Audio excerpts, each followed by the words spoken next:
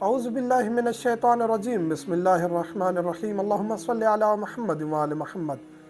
حلالہ کا کنسپٹ کیا فقہ جعفریہ میں بھی ہے؟ یعنی کافی سوال پوچھا جاتا ہے۔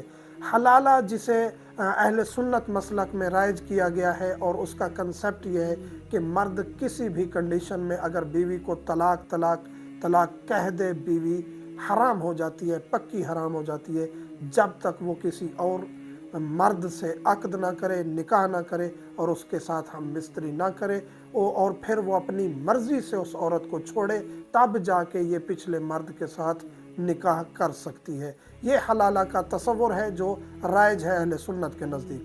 ہم کسی کی توہین نہیں کر رہے، نہ ہمارا مقصد ایسا ہوتا ہے۔ ہم ایک شرعی مسئلہ بیان کریں۔ کیا فقہ جعفریہ میں اس کا کوئی کنسپٹ ہے؟ نہیں۔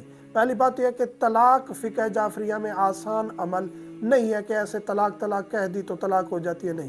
دو گواہ ہوں، بیوی پیریڈز میں نہ ہو، پاک ہو، ہوش و حواس میں طلاق دی جائے، اور پھر طلاق جو ہے وہ اس کی قسمیں ہیں۔ طلاق رجعی وہ ہے کہ طلاق دینے کے بعد بھی شوہر رجوع کر سکتا ہے، پھر اس نے طلاق دی، پھر وہ رجوع کر سکتا ہے، پھر اس نے طلاق دی، پھر وہ رجوع کر سکتا ہے۔ 3 دفعہ طلاق دینے کے بعد پھر اس پر وہ بیوی حرام ہو جاتی ہے، یعنی وہ رجوع نہیں کر سکتا۔ لیکن ایسا ہے، اور طلاق کوئی محبوب عمل نہیں ہے کہ انسان ایسے مذاق بناتا رہے، طلاق دے پھر رجوع کرے، طلاق دے رجوع کرے، اور پھر اسی طرح جاری رکھے۔ یہ ایک محبوب عمل نہیں ہے، اس سے کراہت کی گئی ہے، خدا بھی اس سے نفرت کرتا ہے، ایسا نہیں کرنا چاہیے۔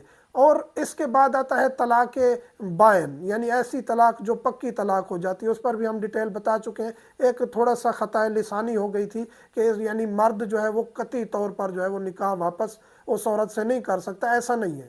یعنی مرد اپنی اس عورت سے جسے اس نے پکی طلاق بھی دے دی، اس کے ساتھ پھر بھی وہ نکاح کر سکتا ہے، اور فقہ جعفریہ میں نکاح ہو سکتا ہے، چاہے طلاق بائن ہو، چاہے طلاق رجعی ہو، رجوع بھی ہو سکتا ہے، نکاح بھی ہو سکتا ہے۔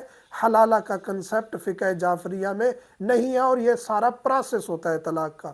تو یہاں ہم دعوت دیں گے اپنے مسلمان بھائیوں کو، اہل سنت بھائیوں کو، کہ اس پر نظر ثانی کریں۔ بڑے بڑے علماء ان کے موجود ہیں، نظر ثانی کرتے ہیں، بتاتے بھی ہیں، لیکن ابھی تک بھی اہل سنت میں یہی رائج ہے، اگر طلاق دے دی، کسی بھی طریقے سے دے دی، تو حلالہ کرانا پڑے گا۔ اور اس حلالے کی آڑ میں کافی عورت کی توہین کی جاتی ہے مردوں کی طرف سے، اور یہ ہر جگہ ایسا نہیں ہے کہ ہم کسی کو نامینیٹ کریں یہ، لیکن میڈیا پر، سوشل میڈیا پر بھی کافی خواتین یہ شکوہ کرتی نظر آتی ہیں کہ ہمارے ساتھ حلالے کے نام پر یہ فعل کروایا گیا ہے، اور وہ کبھی فعل ہے۔ تو اس چیز کو نظر ثانی کے طور پر لینا چاہیے، اور اس میں سلیوشنز نکالنی چاہیے کہ فقہی اور شرعی علماء کیا کہتے ہیں اس کے بارے میں۔ فقہ جعفریہ میں حلالہ کا کوئی کنسپٹ نہیں ہے۔